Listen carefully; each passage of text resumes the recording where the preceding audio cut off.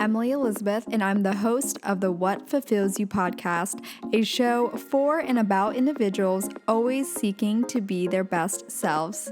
On this show, we talk all about building the mindset, finding the right careers, creating meaningful relationships, and so much more. Welcome to the What Fulfills You podcast. Amanda, thank you for joining me today. Thanks for having me. Of course. I am very excited to talk about a lot of things with you because you are a mom and you are a badass businesswoman. Thank you. Thank you. Like everyone can look Some up. days. When I was looking through your LinkedIn especially, I was like, holy crap. Like, badass. I guess I don't even know where to start because your background is really incredible. But I think I definitely want to touch on SLT Pilates and how you got started with that. Like, was it through your own personal journey with Pilates and wellness? Like, and I saw that you, prior to that, you were in consulting of some sort, right? Yep. So I'm assuming maybe you had your own wellness practice of your own, and then eventually dove into it. What was that, expansion? Well, I like to say my career was a very linear path. So like one thing really leads to the next. Yeah. And my first career, I was, the cool term for it was a cool hunter or trend forecaster. Okay. So I did market research, consulting, and trend forecasting. And this was, I'm like, don't want to date myself, but so long ago. Like I started it over 20 years ago, and it was an emerging area at the time, and we helped companies understand their consumers and create products and services that resonated with them.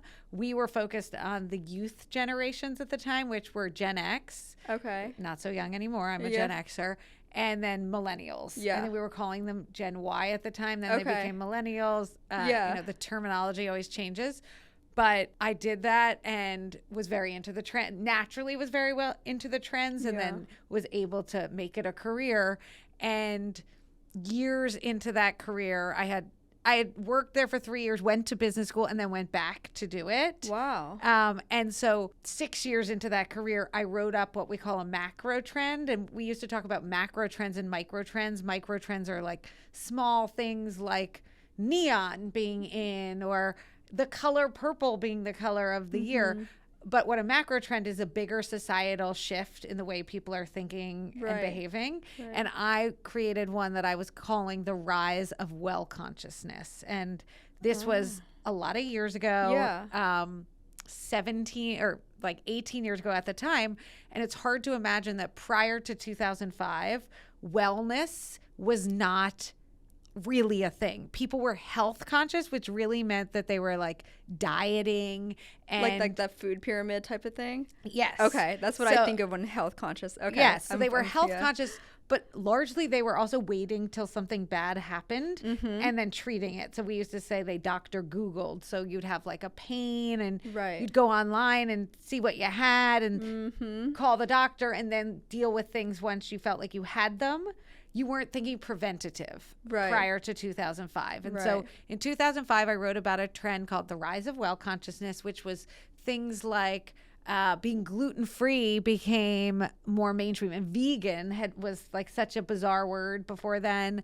And people really started caring about like the ingredients in their beauty products back then. Prior to that, these things were not top of mind. I mean, yoga was very fringe before that. And so when it moved into the mainstream in 2005, I became personally really interested in it as well. I was about to turn 30.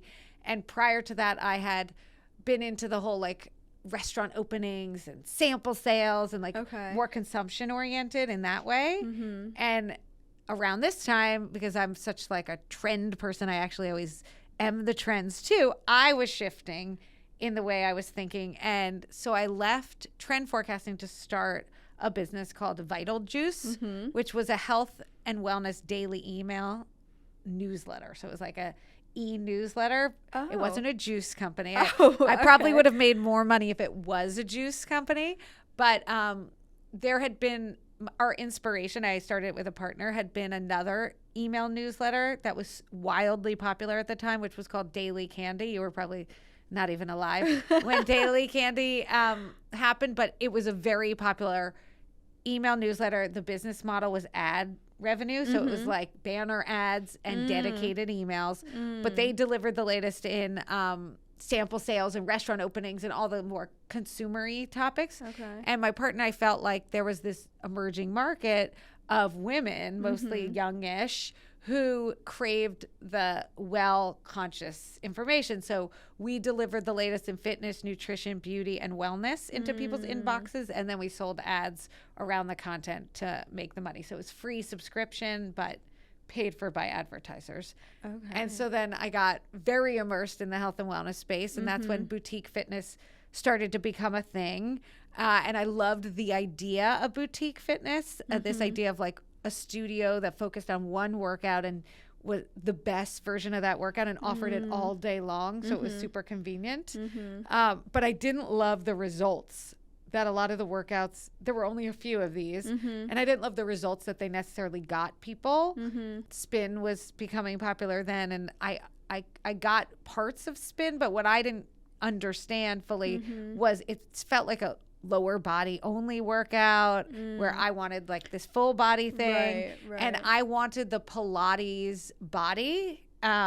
I wanted those results, but I wanted it in an experience of like a spin class. Basically, I was like, can we take this vibe and these results and put them together into one class offering? And that's where SLT came from. Oh, wow. Okay. And so at that time then, what was your experience with taking Pilates class? Like, were you trying traditional classes, like the traditional Pilates? I don't even know what is it just called traditional Pilates? Or, yeah, Pilates, okay. Pilates. Because it's funny, like I use the term Pilates pretty widely, but at the same time, I'm also, and I think most people do as well, but I'm also very aware of the distinct differences between like the traditional OG way and like then also my first time with Legris. Like sometimes back then, as I told you earlier, like in college, I was like, it's like Pilates, but actually a little harder.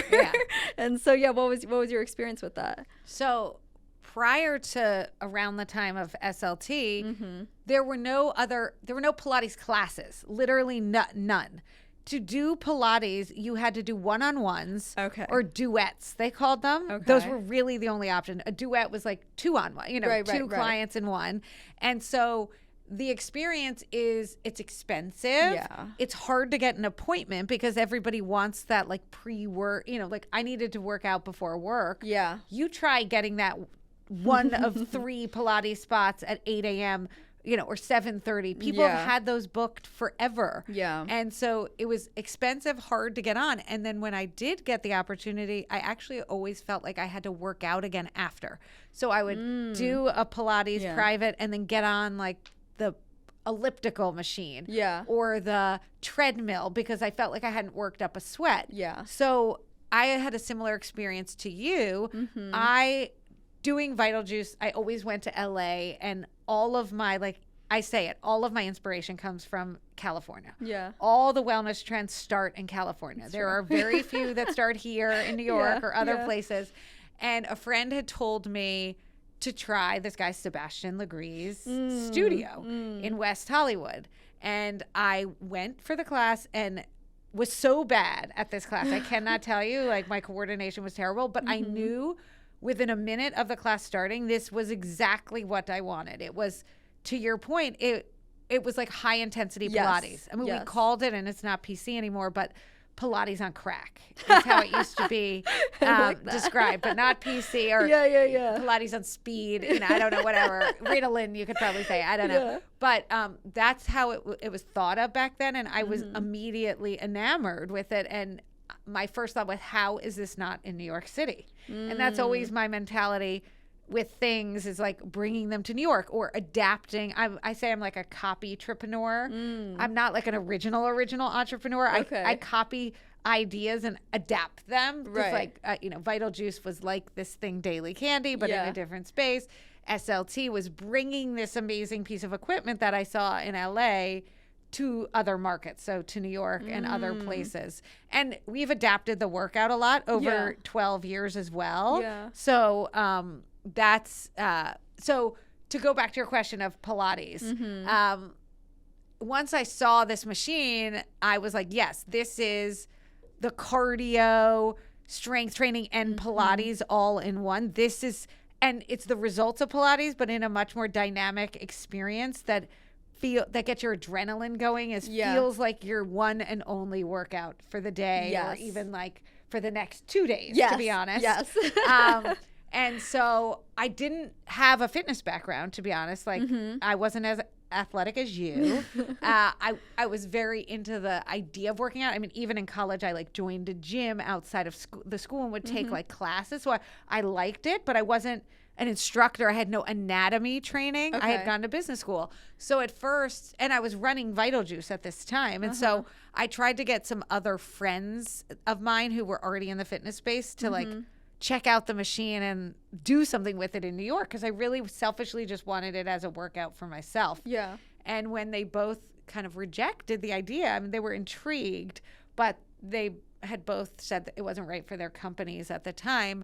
I spoke to someone who owned a fitness studio in LA just to get a sense of like the time commitment and the things you have to do. Yeah. And she totally underplayed it. Now, in retrospect, it was like, I spend about 3 hours a day on it. It's not. And so I was like, okay, I guess I'm opening an exercise studio. So I was still running Vital Juice, and then I opened SLT. And this was when, Pilates started to have a new life. Like the Megaformer were probably the first classes, Pilates-based classes, where they had more than 2 people on an instructor, where there was a vibe. Yeah. And to your point, that has totally blown up. I mean, the range of Pilates is, I actually, at our staff, we did like a manager summit recently at SLT, and I opened the whole day with one of those, just like a line where on one end was traditional, and I actually called it OG Pilates. So you called it the same thing. I was like, OG Pilates on this end. And then I call the category that SLT is in, and Solid Core is in, and Body Rock is in, Better Former. That's like my made up name. Ooh, okay. Because there's Reformer. Traditional Pilates is done on a Reformer. That's right. And then I call all these other new machines that are like spiffed up, evolved versions, I call them Better Formers, because I personally think they're better than the Reformer, but they're based on it. Yes. So then I have my whole like continuum of like traditional one-on-ones over here, and then there's other studios that do like Reformer classes, and then there's studios that do Reformer classes and they add like a ball, a band, weights, and then there's the Better Former studios, who have like either the Megaformer or some sort of copy or a similar machine. And Pilates has just exploded. Honestly, it was starting to get popular pre-pandemic, but post-pandemic, it was the one workout during the pandemic that you couldn't really bring into your home. And so then when we were able to come out of our home, people flocked to it. Really? Yes.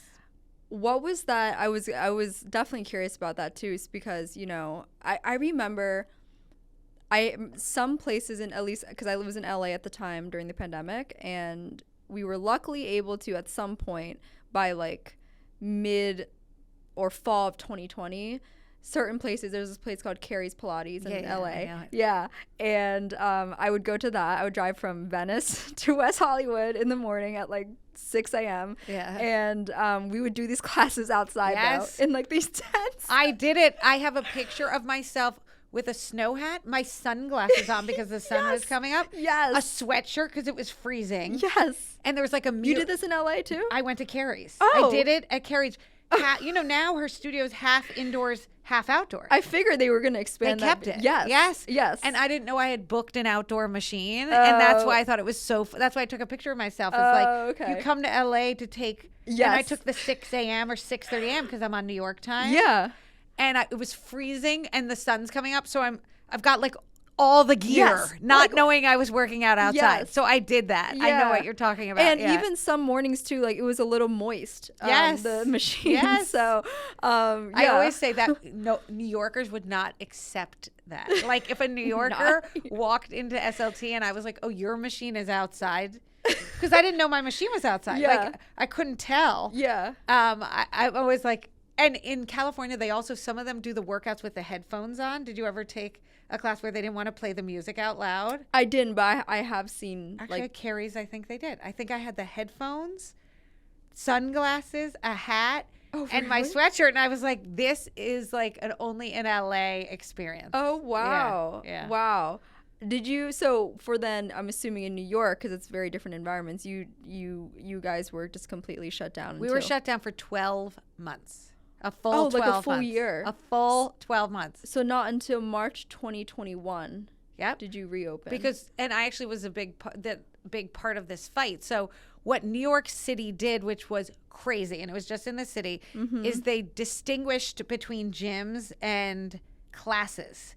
And they let gyms reopen fall or, late summer or fall. Yeah. And they did not let classes reopen because they thought that you're closer together and there's yelling. They think there were people yelling, when they were like analyzing what spread more than others. Yeah, yeah. And so they had made this distinction, and there was a group of which I was a part of. We even hired a lobbyist in New York to fight this with the city, with the state. Yeah. And we didn't get ourselves reopened till, I swear it was like March 23rd, 2021. But I will say, most studios figured out a way to just violate the ordinance for a little while. And we did like the 6 feet apart. But we, unlike LA, there's not a lot of outdoor space here. Right. That's so why we couldn't really fudge it in that way. And, like rain, you can't put these amazing, like expensive machines outside for the rain. I don't remember what Carrie does. Like, they had a tent over. Oh, they had a tent. Yeah. Okay. And I feel like here a tent would blow away. Right. I mean, we also had like a space over there too, because it was in a parking lot. So, it's just, LA is very different. And some people could do workouts on the beach. Like, people got very creative. So in that sense, I was really lucky and happy to be in California during that time. But I moved here like August 2021. So I was just using LA as a buffer for I was like staying there. I was like, all right, once I feel like I can experience most of New York, I'm coming back to the East Coast. Yeah, you waited till around the same time everyone else came back. I mean, I relocated my family during the pandemic out to the Hamptons, the beach. And we stayed a whole school year out there. So I put my kids in school out there, and we didn't come back till the September.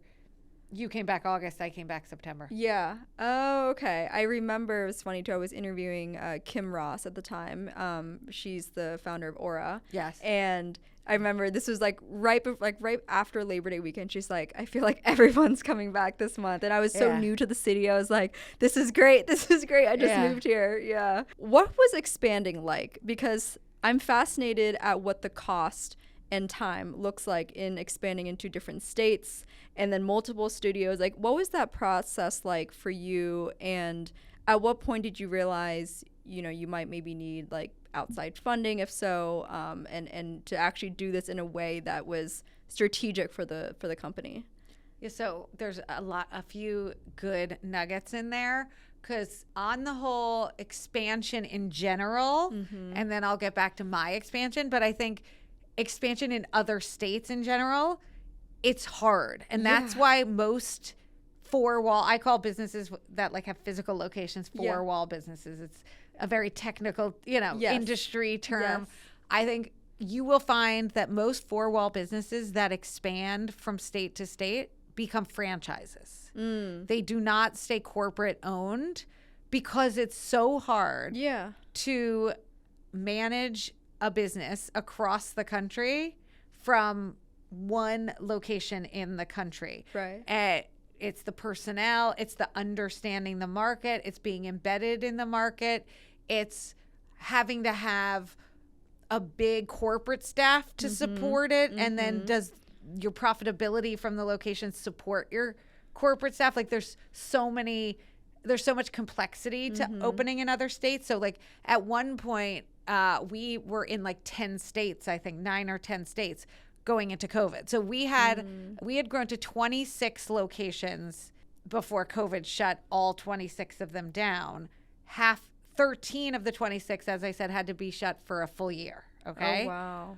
And we actually ended up, we also had like a cash situation. Like, you never expected COVID to happen. You don't expect to have to pay rent on 26 locations and have zero revenue coming in for an indefinite period of time. Right. That we actually knew. I remember having an early call with my partners.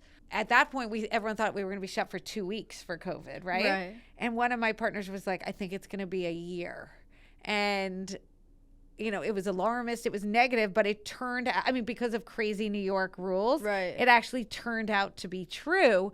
And so with that mentality, you have to make some really hard decisions because you're sitting on cash that was only meant to get you for 1 month. Right. And so I spent so much of my pandemic managing my leases, honestly, calling the landlords, what can you do for me? And so we ended up shutting down 9 locations during the pandemic. I think it was 9. But to go back to happier times with the expansion, when I started SLT, I did not think of it as like a business, honestly. I thought of it as I was opening an exercise studio, like one exercise studio. Right. And so I was very frugal, which I still am, but frugal with branding, frugal with the lease. We didn't have high rent. We didn't put that much money into the space. We didn't even soundproof. I signed a short-term lease because I wasn't sure how it would do. Yeah. And I didn't focus on culture either because, this was like 12 years ago. Culture was not as big of a buzzword. But again, I was opening an exercise studio. I wasn't like starting a business in my mind. Right. And location 1 took about 4 months to really get going. It honestly was all the like LA transplants that started coming. And then I hired a PR firm from like day one. That was the one expense I had other than instructors because I knew we needed the awareness. We were on the like 7th floor of a gallery building on 57th Street. Like, you would never have known we were there without my PR, to be honest. Like, there weren't marketing channels. There was no class pass. Like, it was all word of mouth and PR. And so we invited in all the editors, celebrities, and then word of mouth really helped grow the studio largely because people would take SLT and they would get so sore. Like the first, second, third, fourth, the first few times you go, you get really sore, but in a good way. It's that like, oh, I worked muscles I never knew I had, or I'm like sore in places I never been sore in. So once 4 months hit, it was very full. And I already was like, okay, we need a second location. Because we had spent so little on the first location, we actually made back the upfront investment like in 4 months probably. Oh, wow. And so it took me a little while to find my second location, which was Soho. But we didn't have to put in any more money into the business to open 2, 3, 4, 5, 6, 7, up to 12. I raised private equity. I brought in private equity partners and raised private equity capital. By this before Soho, like the Soho location? No, this was at location 12. Oh, so we got by location 12 is once you brought in outside. Yes. So location 1 funded location 2. Then all the profits from those 2 funded 3. Then the profits, it just kind of, and it was very good. These businesses back then were good cash flow businesses. People talk business wise about like, if you're starting a tech company, you don't have a cash flowing business, right? Right. These were cash cows is kind of the like one of the ways you say that, where you're investing up front and you're expecting profitability on a month-to-month basis pretty quickly, and then you're expecting to pay back your upfront investment within like 2 years easily, which is like a good in general in business conversations. If someone's like, how long is your payback period? And you say 2 years, most of the time they'll be like, great. We had payback periods of like 2 months, 3 months. Oh, wow. This was early days fitness. This was when there's like not so much direct competition. We were the only like better former brand on the block. Right. The competitors were more spin and boot camps and yoga and bar. Got it. But there really wasn't anything Pilates-ish in boutique fitness at this time. And so it must have been like 5 years into the business that I raised the private equity. So we were at location 12, took in money, sold them. They actually have a minority stake, a big piece of the business, but not a majority piece. And then we grew from 12 to the 26, I can't even remember, locations that we had at COVID. Okay, so I feel like this needs to be pointed out too. At this point, how old were you, and how are you balancing other parts of life, like dating, friendships, and, you know, just the things that most of us girls need to do to kind of just like keep the ball moving in other areas? Because, you know, as a business owner myself, it's very easy to get hyper focused on the thing that is you're passionate about and the thing that's you're seeing progress in. But how were you, I guess, in today's terms, finding balance in other areas of life? Well, so I had gone to Harvard Business School in between my trend forecasting years. And I took a class at HBS called Women Building Businesses. And the reason I took the class, I was not like into I wasn't like into women things at the time. I'm way more into it now. I took the class because it was the only class at Harvard where you could do a business plan as part of the coursework, which is crazy. I mean, now I'm sure there's a million entrepreneurial classes where you can do that, but my takeaway from that class, so every class, it probably met like once a week. We had a female who was a Fortune 500 company CEO, and she would come in and talk about her career. And then there'd always be a Q&A. And every time someone would, of course, ask her about her work-life balance. That's what we called it then. Was her work-life balance. And the way I remember it, my business partner remembers it slightly differently, but I remember it as every single one of those women, when asked about her work-life balance and her personal life, started crying. I am not kidding. I remember it as everyone. She says it wasn't everyone. But one of the women, because they had sacrificed their personal life to achieve all that they did professionally. Right. And it was they didn't have children, or they have no relationship with their children, or they were married many times and just regret that they didn't put more time into the relationship. Whatever it was something where like it was a trigger, to use a modern word. That we didn't talk about that then either. And one of the women had articulated it in her session as she had made the decision early in her career that she wanted to do less, better, that she was going to focus on her career and be really good at her career at the expense of the other things. And so the last day of this class, we were talking about our reflections, and I raised my hand and I said, this class has made me less ambitious. If running a Fortune 500 company means that I am going to miss out on these other parts of my life and I am going to regret it later in life, then I don't want to run a Fortune 500 company. I said, my new life philosophy is more, worse. I went the opposite way of that woman. And I said, I want to have like all the experiences and I don't have to be amazing at any of them. I just want them all. Yeah. And so that became my reigning philosophy, which brings me back to your question, which is I've never been the type that like just focuses on one thing. I'm always about like a bit of balance. Obviously, there are days where you just have to work all day. Right. But I rarely have like a week that I'll even do that. You know, like I try to be very balanced as much as I can, even in a day, or like I'll like, even when I have the busiest day and I'll still like work out, and sometimes I'll feel guilty about it. I'll like leave the office to go take a 10:30 class, and I'm wondering if everyone's like judging me, and I'm like, I don't care. This is a priority to me. I'm gonna do it. And so that was my philosophy from my like mid-20s on. And so it was always balanced. I'd see friends, I'd go out to dinner, I'd travel, I would date, and I actually am not married. I have two children. One, my daughter who's 7, I actually had on my own. So when I was 38, I always knew in my life I wanted to be a mother. I never was the one who like pulled out wedding dresses from magazines and thought about getting married, to be completely honest. I just knew I wanted children.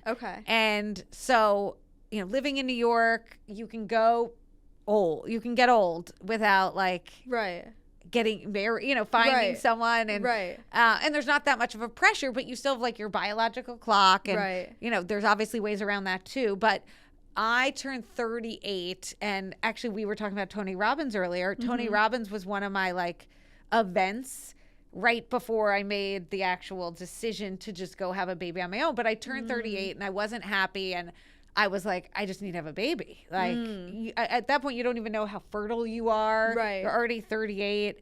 And so I made the decision just to do it on my own, and found a sperm donor, made it kind of fun. I had another friend who was deciding to do basically the same thing at basically the same time. And we shared like an account at a sperm bank. It was almost like sharing an online dating profile, and you're like, oh, we like the same guy. Great. Let's like do it. Or, so cool. Yeah, I think the sperm bank thought we were lesbians because we shared an account, and that's like the only way that you could share an account was if you're like doing it together. But, so I had my first child at 39, and I had this on and off boyfriend for, it'll be 20 years this like fall that we were like on and off. And he was in my daughter's life from like day one, as interestingly, like the whole thing was bizarre, but as a father figure.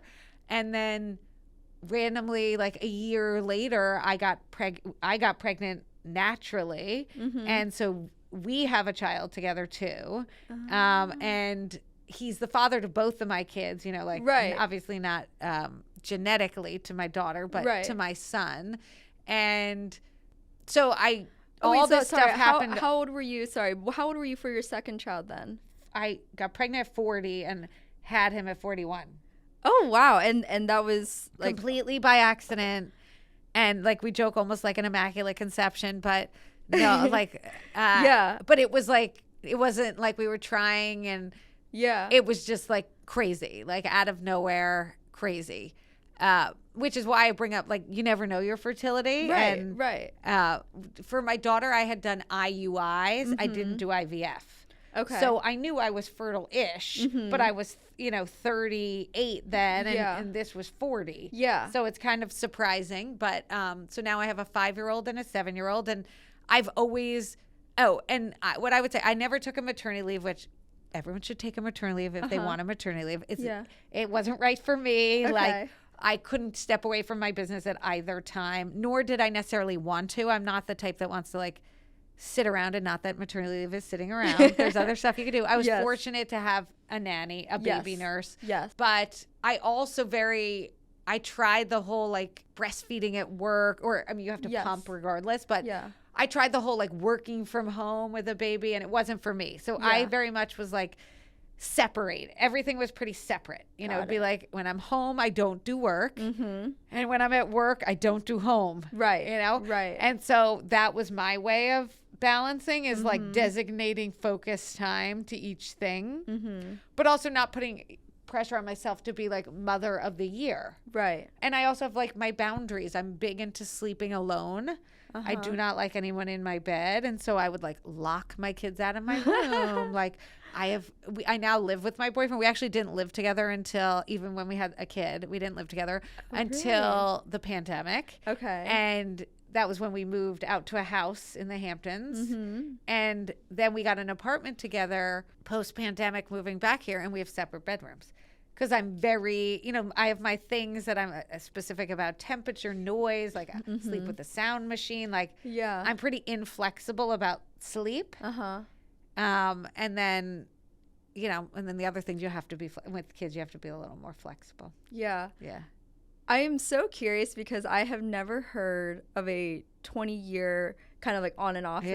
And for me, I think that's where I get very fascinated with the, like, just the unique like stories like that, right? Where it's funny because I'm 26, and a lot of my girlfriends are between 25 and 30, some a little bit older, and sometimes I hear, it's interesting, especially with today's generation, but a lot of them will talk about this time clock, this fear of, XYZ, like the time, and all these different things. And then also like finding this ideal partner and all of that. And I've always kind of just been an observer. I'd never really had a strong, like, this is in that regard, whether it's like marriage, children, all that. I never had a strong, like, this is the time I want it by, and this is the type of partner and all that. And so, but that's why I like to learn from people that have a maybe less conventional path to that experience. And I'm just curious, like, what's your reflection on maybe why you have been in this 20-year on and off thing with this person? It's probably like worth a lot of therapy sessions, but I think we've always had like a connection and been drawn to each other, but it's definitely an imperfect relationship. And there are things about him that like are big no's for me, and things about me that are probably big no's for him. And that's probably why we had these off thing, you know, where it'd be like, that doesn't work for me, and we'd break up, and then we'd just be like drawn back together again. Yeah. And people asked, like, are you ever going to get married? And I said, never to him. Really? Yeah, like we're just not. I feel like it's almost like we've been married for 20 years, to be honest. And like, I doubt there are that many couples that have been married 20 years that would do it again right now. You know, like they almost like know too much. Yeah. And so we just know it, you know, you kind of have to be, I think, a little like naive and like love blind to do some of, you know, to get married. It's like a crazy thing in some ways. I don't know. Yeah. But, you know, it's not that either of us wants to be with someone else, but neither of us feels the need to. I also think it's complicated to intertwine more and more things in your life, because then you have more and more to fight about, or that's how I look at it a little bit. Like our money is not mingled together. You know, we have our system with how we pay for kids' expenses. But I buy my own, like he has no say. Like it doesn't matter how many boxes of shoes come to the house. Like he can comment on it, but he doesn't pay for any of them. So it's really not his business. And that helps, honestly. I've always heard, actually, I had a financial person on my podcast, and she was female, and she actually mentioned that too, is it's important if you're married or you're just in a long-term partnership, that as a woman you have your own play money. Like she specified, like it's because that, and my mom always kind of made a comment too, like, you know, dad sometimes complains about like me purchasing this, like even though it's my own money. And I always kind of made note of like, okay, certain people are saying you got to find a way to separate certain things and kind of have your own control or say in that area. And I mean, the stereotype is that the man pays for everything and then you hoard your own money. That's your side money. But I mean, that's a nice situation, but not, you know, there's a lot of relationships where the woman makes more than the man, or there's no, like, again, our money is not commingled. It's more like we put in the same amount of money every month to pay for our nanny and our groceries, and then anything that's for him, I have no knowledge of, and unless I see a box, you know, like, and same with anything that's for me, he has no knowledge of other than what he sees coming in. So for us, that works well because we're very different on money. We're also in some ways polar opposites. Like I am an open book. I'm telling you everything. He would cringe at this conversation, you know? Yeah, my mom would too. So that's one of the reasons I'm like, we're not going to get married. But it's working at least so far. See, but I like that you share that, because I feel like, especially with this modern day approach to dating, a lot of people especially I see it on social media all the time, is like people would describe that as red flags. Like the things that you're saying, like, oh, these no's, okay, that's a red flag, then you should date other people. And, you know, maybe more or less cut them off at some point, or like don't give them the time of day, all these things. And I've always had a lot of question marks about how worthwhile that approach is because it seems like people often say that with such certainty that I don't think there's actually that much certainty about. Well, that's a very black and white. What you're saying is that's a very black and white view. And I live in the gray. And it sounds like you're more apt to see gray. Yes. But yeah, I mean, I feel like always that advice is like, girl, if he doesn't appreciate this, you walk away. And it's like, honestly, I have a lot of single friends, a lot. I am 46. I have a lot of single girlfriends, and they're happy and, you know, whatever. And I'm not saying anything negative about it, but like if they had been seen more gray, if some of them had seen more gray 10, 15, 20 years ago, they might not be single. And again, like there's nothing right. These are women who want to not be single. So I'm not judging them, but they would love not to be single. Yes. And had they seen more gray when they were younger, I think they would have it could have gone differently. Yeah. If you're so like set in your ways and black and white, I think it's tough. Do you think it's because they were almost looking and or partially expecting perfection, and so if they didn't see that, they were walking away per se? Yeah, or they found that like one thing that drove them crazy and focused on it. Yeah. Or, they were so set on the person has to be smarter than them and more educated, and it's like these are well-educated very smart women, like I don't know how many people are going to fit your bill of like hot, smart, rich. But that's the thing. A lot of New York girls are saying that right now. And that's why I've always told my girlfriends too is, don't even come to me for feedback or advice. Like go to women 20, 30, 40 years older than you. No joke. Because they will tell you things that they wish their 25-year-old self knew. Yes. And you can learn a lot from people that have lived double your life, know, or like your entire lifetime and more. So to me, I've always been very mindful of how I approach that, because I think later on I see a lot of the regrets I hear people say are somewhat around that. Is, maybe wishing they were more understanding to a certain partner that it could have worked out. And I've actually heard stories of people getting married and then divorcing and then actually back with someone that they were with in their 20s that they honestly kicked themselves for not having gone for that in the first place. And so that to me, it gets to me, because I'm like, damn, I want to be mindful of, how much is a red flag, I completely walk away, black and white, and how much is just, timing and understanding and letting it play out type of thing. Yeah, and I think you can come up with your deal breakers, but everything doesn't have to be a deal breaker. Like nobody's perfect, nobody's perfectly matched. And I also think even some things where you may be like, that is a deal breaker, but if they have every other thing, like maybe try to see if you can live with it. You know? Yeah. I'm curious.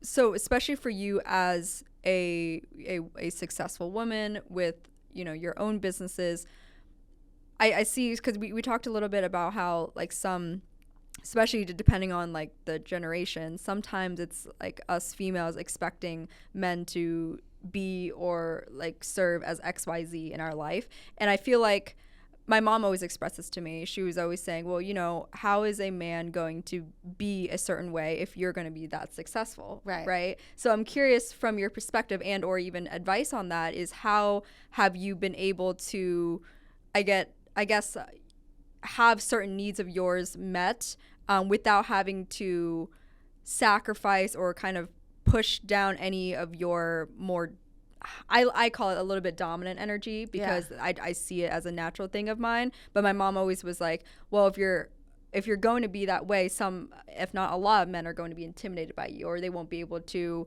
serve you in a certain way. So I'm just kind of curious what your thoughts and experience are on that. Well, that's exactly our situation. So I'm the dominant one. Right. I work in an office. He works from home. He invests.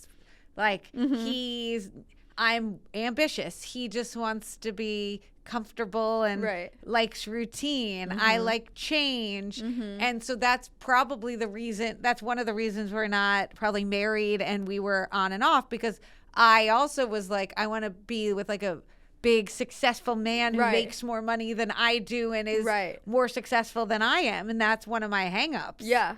And but people look at it and they're probably like, ugh, if you were with someone like that, it wouldn't work. Like you'd be on their schedule, like they wouldn't be on your schedule. Like you couldn't handle that. Like I have one of my closest friends, she's pretty type A too. And she married like a very successful person, like so successful. And it's like the world according to him a little bit. And she's had to like chill in that respect, like knowing she doesn't have control over like when they go where. And but then she'll like exert her control over her kids instead. You know what I'm saying? And then I have another entrepreneur friend. She's wildly successful.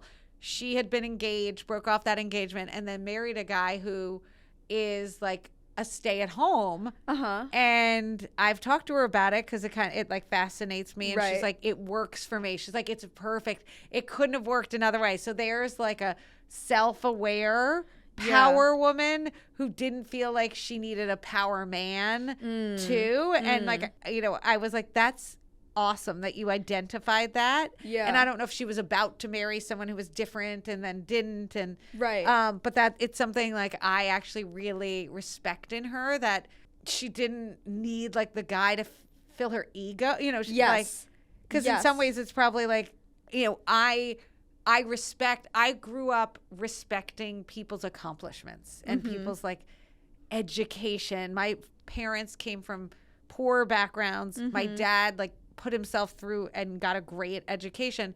And so he was always about like achievement and success. Because he came from not, you know, he was like this rags to riches kind of thing. I'm not like riches, but self-made. And so like, that's what I am drawn to, or like think I would be drawn to.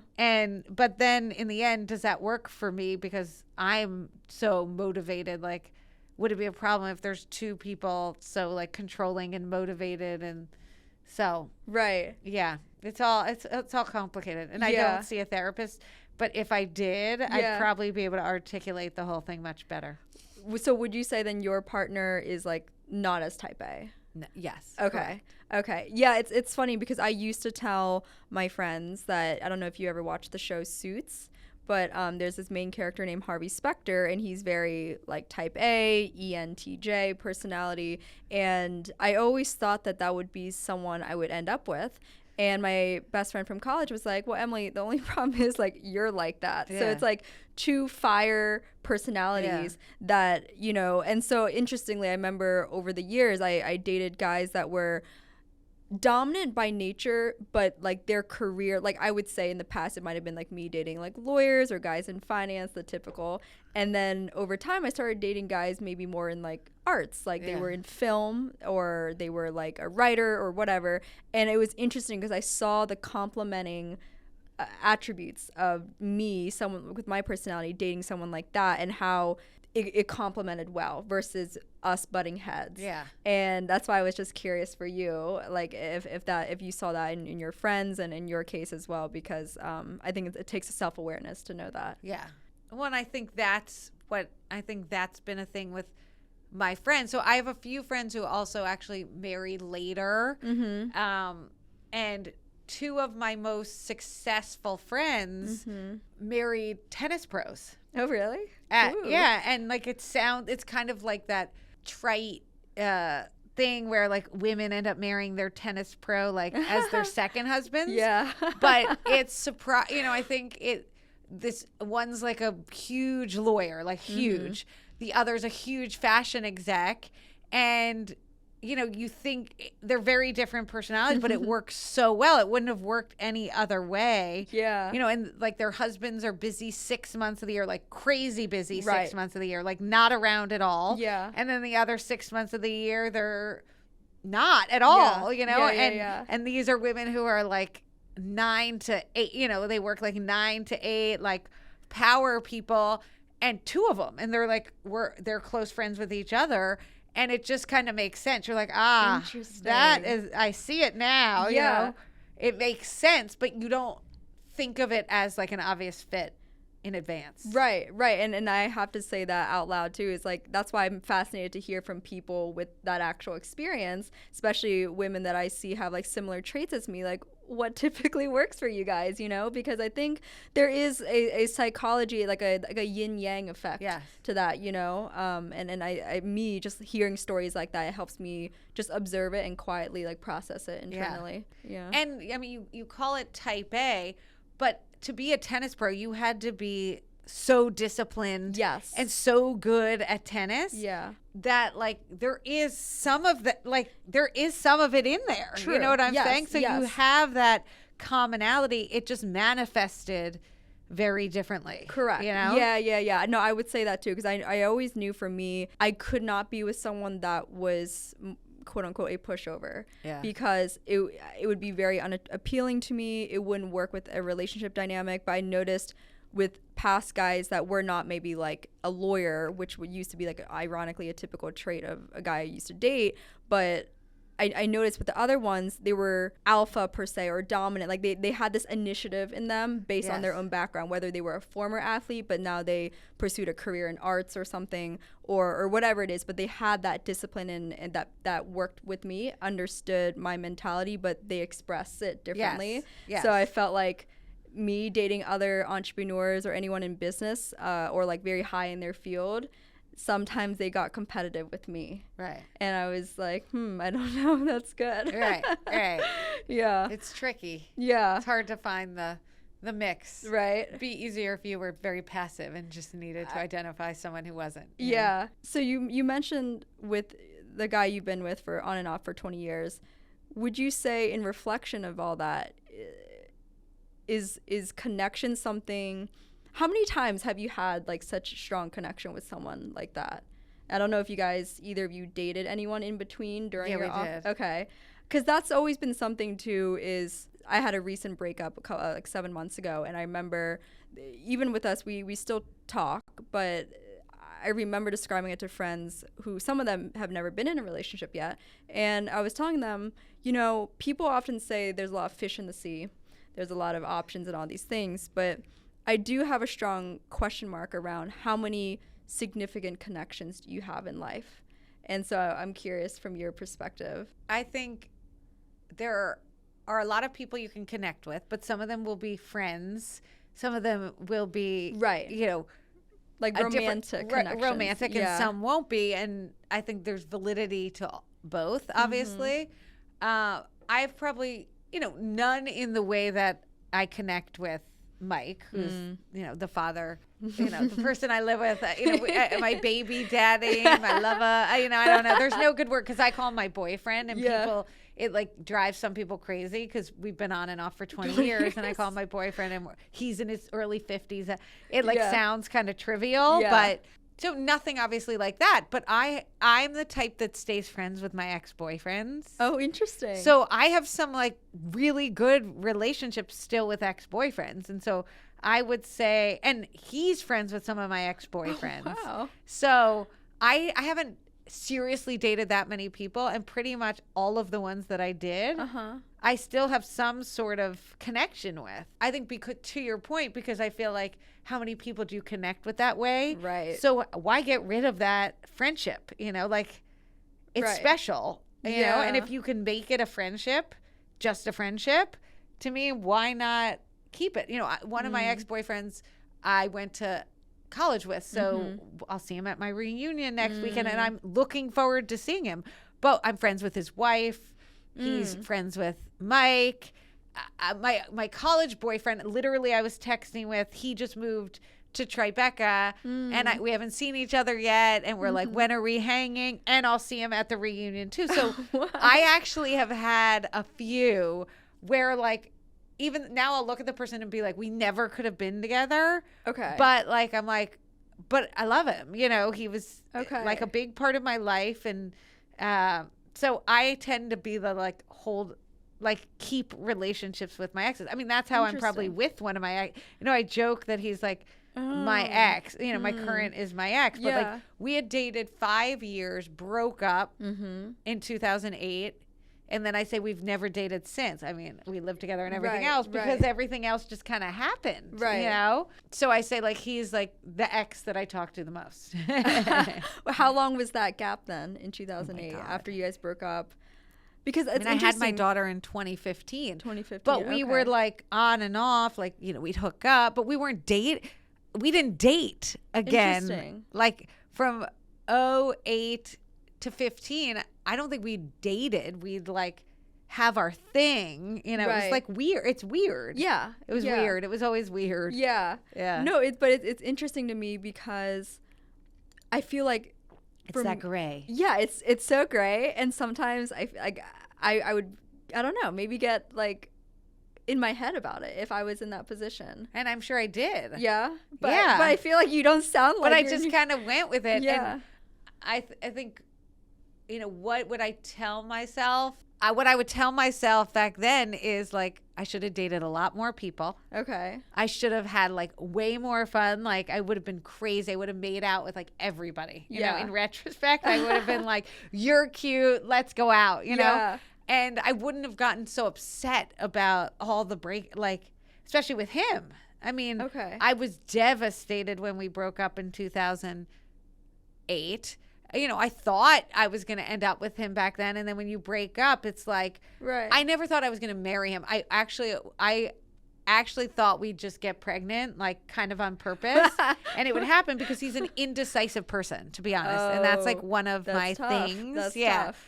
So I got upset, like really upset various times. And it's like, like if I had told myself it'll work out one way or the other, either with him or without him, it'll work out, then I wouldn't have been like, I had to go on like antidepressants and like, you know, I moved into this bizarre apartment because we had lived together and I quickly had to find somewhere. And it was like dark days. But if I knew that it would work out, you know, if I knew it would work out with him, obviously I wouldn't be upset. But just to know like it works out like in the end, like I would have been like, okay, let me try dating someone else, you know? Were you surprised then to see you guys be able to come back together after having those dark days? Like, and like thinking like, okay, there's this person more or less out of my life romantically? I mean, in some ways, yes, because that's why it's like, because the issues that were there are still there, right? Like, they were deal breakers at the time, and now we just live with them,